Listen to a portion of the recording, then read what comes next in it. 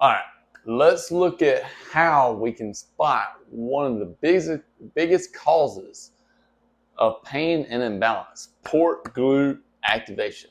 This quick test will show whether your body is relying on the wrong muscles when you move. We're going to show the weakness of the glute and quad dominant pattern.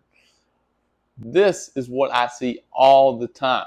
Someone goes into a glute bridge, and instead of driving through their heels and activating their glute, as you can see, this is nice and tight, they drive through their toes, and this activates the quads and becomes more of a quad dominant exercise.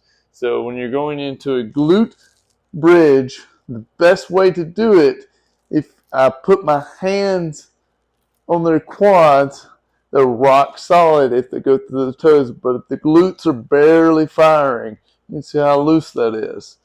So we're going to go down, and now what happens is the knees take extra load.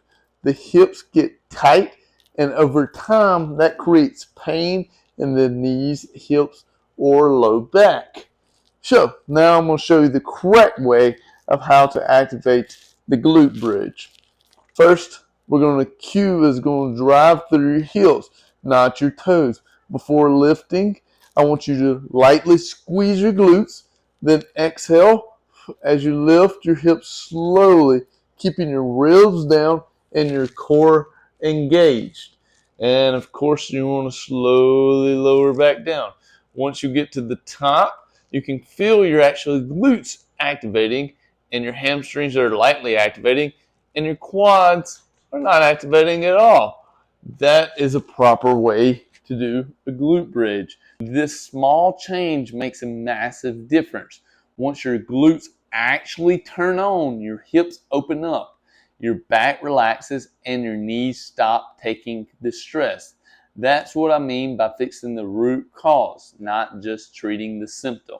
If your knees hurt when you run or squat, check your glutes. You want to save this and try it before your next workout. You'll instantly feel the difference.